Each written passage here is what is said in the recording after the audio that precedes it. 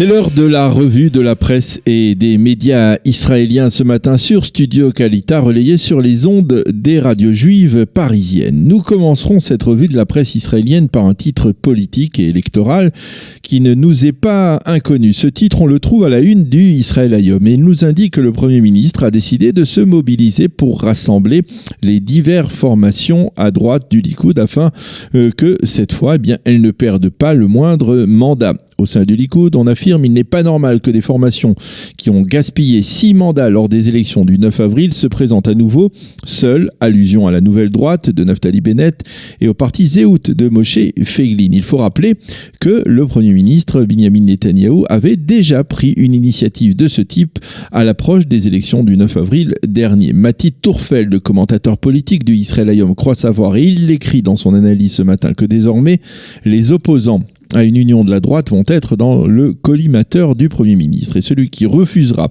de rejoindre un bloc de droite se retrouvera au cœur d'une campagne de shaming. Cette fois-ci, M. Netanyahou va devoir cravacher encore plus dur pour parvenir à obtenir sa majorité, constate Tourfeld. Quant à Chaim Schlein, il écrit ce matin, toujours dans le Israël Hayom, que la gauche compte actuellement beaucoup sur une mobilisation de la presse et des médias pour arracher la victoire le 17 septembre.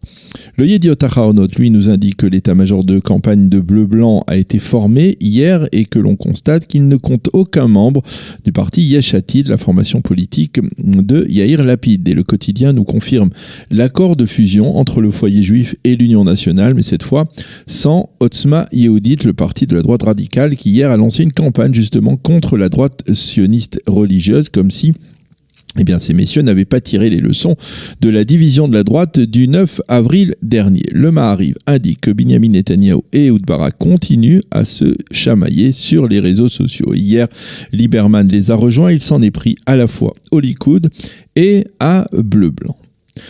Le Maariv consacre sa manchette ce matin à une information importante, une sorte de scoop selon lequel Binyamin Netanyahou serait actuellement en train d'étudier un accord ou plutôt une alliance sécuritaire entre Israël et les États-Unis, une alliance particulièrement importante puisque le journal qui illustre ce titre d'une photo, celle du président Trump serrant la main à Binyamin Netanyahou, cite Ben Caspid qui affirme que cette nouvelle alliance accorderait à Israël une protection américaine en cas d'attaque nucléaire iranienne.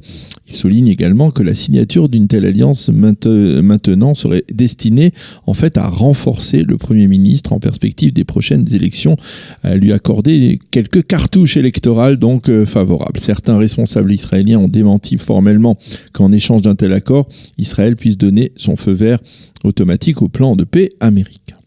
Par contre, le Jerusalem Post, lui, cite le Premier ministre qui était hier en visite d'inspection dans l'une des bases de l'armée de l'air israélienne et qui a déclaré « Nos avions sont susceptibles de frapper n'importe quelle cible au Proche et au Moyen-Orient », un titre qui s'inscrit dans la tension régionale provoquée par les Iraniens et qui fait suite aux menaces du régime de Téhéran d'éliminer l'État d'Israël en une demi-heure.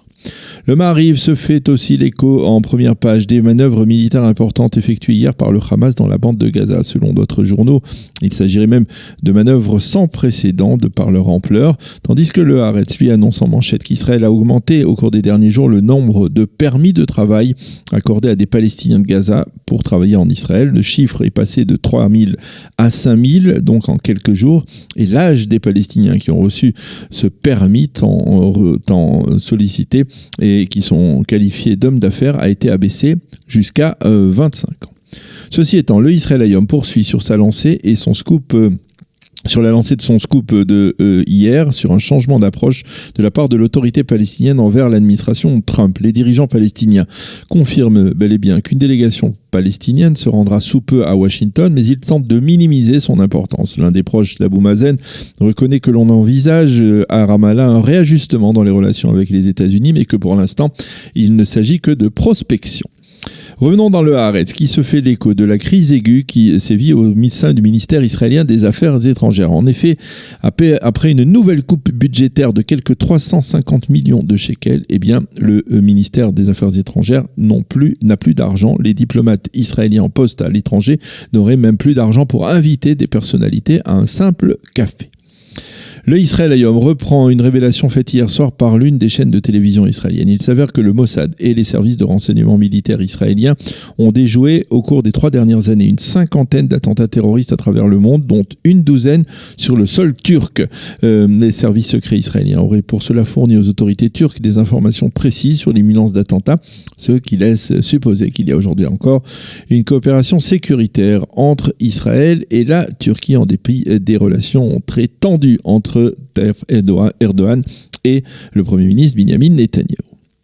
La chaîne 12 de la télévision israélienne a consacré hier un reportage à Jeffrey Epstein, ce milliardaire juif américain qui est impliqué dans un réseau de traite de jeunes filles mineures qu'il affectionnait particulièrement et qui a été arrêté donc par les autorités américaines. Le problème est que Epstein est l'ami très proche de très hautes personnalités américaines comme l'ancien président Bill Clinton et l'actuel président Donald Trump, et qu'il est également le directeur de la fondation qui a versé plus de 2 millions de dollars à Ehud Barak pour une étude qui n'a jamais été publiée. Le Yediot Ahronoth consacre ce matin sa manchette, encore une fois, à l'affaire de Carmel Maouda, la puéricultrice qui frappait les très jeunes enfants dont elle avait la garde. Et ce matin, le journal nous montre une petite fille sur une chaise d'anniversaire, une petite fille qui elle aussi apparemment a été battue par cette ganénette diabolique. Et le journal nous fournit d'autres témoignages ahurissants des violences qui ont été subies par les enfants de ce GAN très particulier. Mais plus important que cette image, le journal mentionne en une initiative qui consiste à réunir les projets que le gouvernement pourrait concrétiser afin de protéger les enfants des crèches privées en Israël. Le Yediot Ahronoth nous fournit également ce matin une information plutôt préoccupante, surtout pour ceux qui aiment les avocats. En effet, il s'avère que les derniers vents chauds du Ramsin qui ont soufflé sur l'État d'Israël durant le printemps ont considérablement endommagé les cultures de ce fruit très prisé en Israël. Et de facto, les Israéliens pourraient bien se retrouver au cours de cette saison sans avocat. Et puis, à tout seigneur, tout honneur, et ce matin, pour clôturer cette revue de la presse israélienne, nous allons reprendre un éditorial important et percutant, rédigé par le directeur général de Qualita, Ariel Kandel, et publié dans le supplément économique du Haaretz, The Marker.